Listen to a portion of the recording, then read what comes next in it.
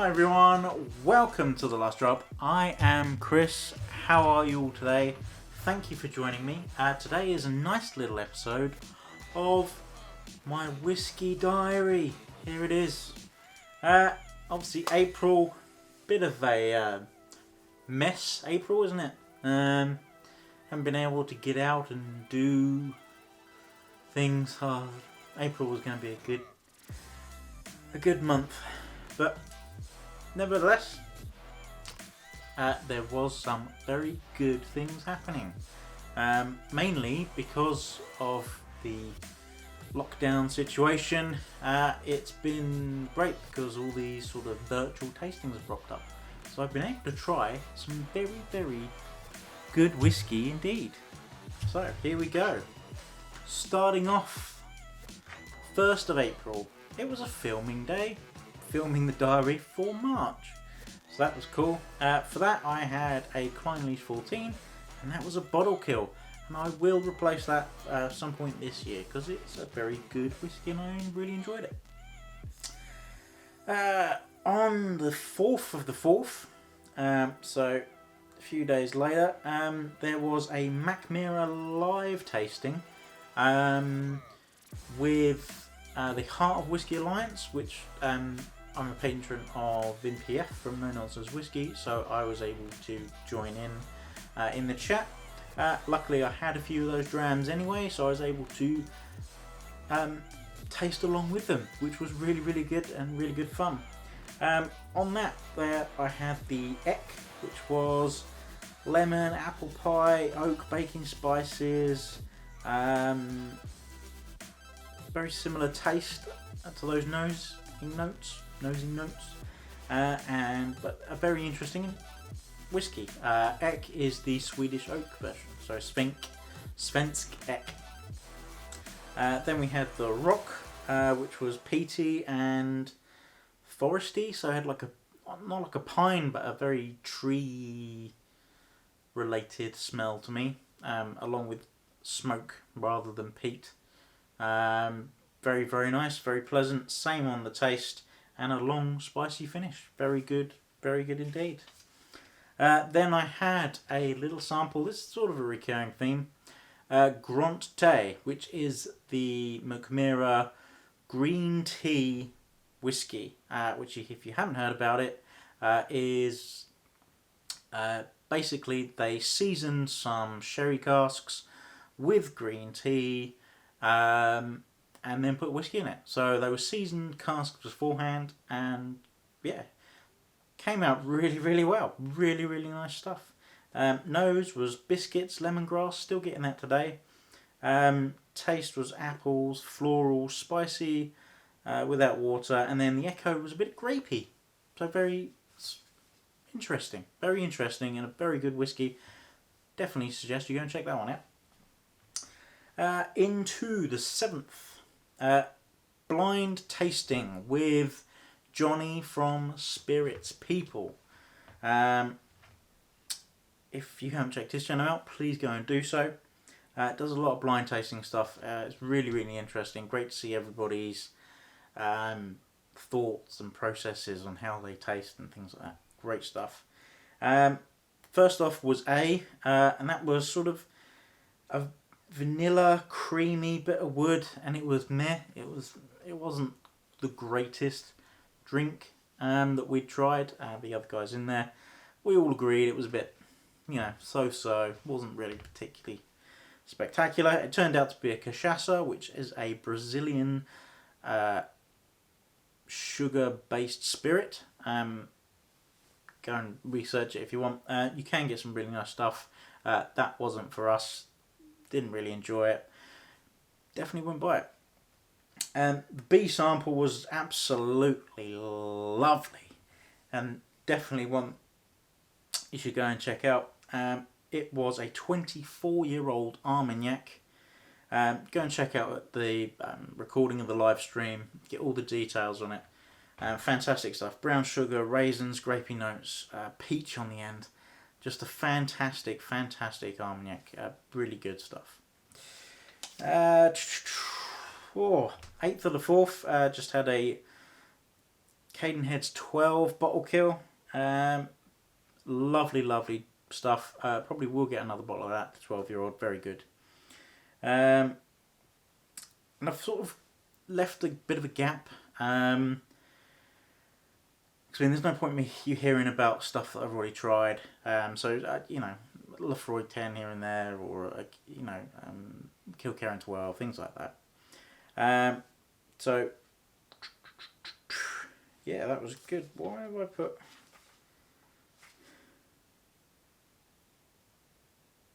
Oh, I think I had stuff left over. So the 14th for the 4th, I finished off the samples that I had.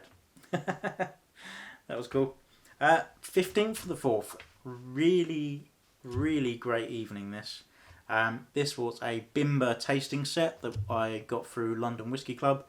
And yeah, what a fabulous virtual tasting that was. Matt and Luke from Bimber have done a great job with just presenting the whiskies, going through them. They were all stuff that's not been released yet. Hopefully I'm okay saying all what I'm about to say, but mainly going through what they gave us. They gave us some new make, which you can buy. Fantastic stuff. It's worth a drink on its own. It's really, really fruity, bready notes, just really, really good, and really a testament. I think they're proud of what their new make is, and it definitely highlights their character, and it definitely flows through the whiskies that they've been able to produce so far. So we had a ex-bourbon, which is at a lower ABV than their normal one. That was really interesting. Obviously not as cask strength as pretty much most of the stuff they're bringing out anyway. And yeah, really, really nice. Really enjoyed that one. And probably going to be a lower price point maybe, so one to watch out for. Then we had an Oloroso finished one. That was really, really good. We then had the star of the evening, which was a sherry cask strength. Boom, blow your mind, brilliant stuff. Definitely worth looking out for that when it arrives. Then we tried a port finish, which wasn't actually ready yet. We all tried it, gave our feedback. They were agreed with us all in the chat, and yeah, so that'll come out, but it'll be a while, yeah. Then they peated new make, so that's exciting coming from Bimber, but you won't get any of that for another 3 years, so watch that space in 3 years' time. Then another jump. A week later, another London Whisky Club tasting evening. A bit of a theme, because with my link to them, really, really great to be able to try some of these whiskies. So, this was an Artful Dodger independent bottling evening. Really, really, really good stuff. Really enjoyed it. Started off with a 14-year-old sherry casked Orkney. I'm not going to tell you what it is, but Orkney, 58.8%, so way up there ABV wise. Nose was biscuity, light smoke, sherry notes, lovely taste.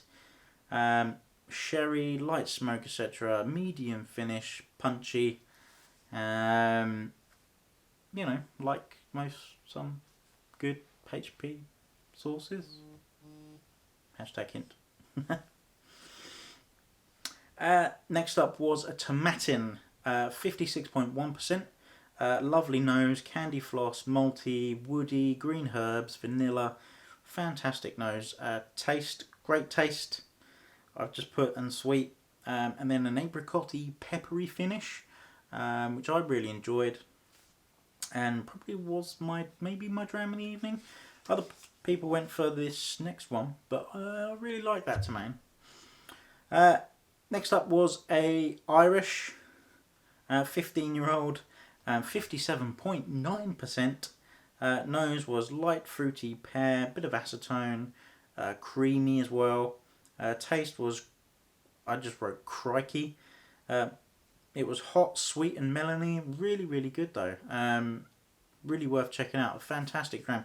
Like I say, a lot of people's favourite on the evening. Next up was a 18-year-old Springbank, bottled at 45.9%, sherried as well. Nose, this was Serrano ham, Parma ham, that sort of meatiness going on, sweet meat, light smoke. The taste was very savoury, bit smoky.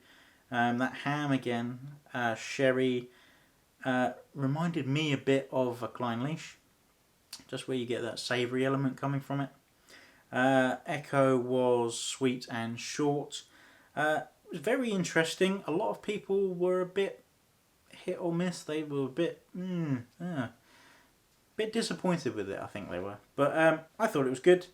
There was a great story behind it, the moving of the cask and all this sort of thing. The story behind it made it a very, very interesting dram. It wasn't awful, didn't blow my mind, but it was very good. Oh, leaping forward to 28th for the 4th at Somerton Whisky Club, which is a monthly, bi-monthly, so every other month. You pay £50, you get a bottle. This month was a Grunt Tea, which I'd previously tasted earlier in the month. But obviously lots of I think it's up to 250 odd people in this club now, which is really good.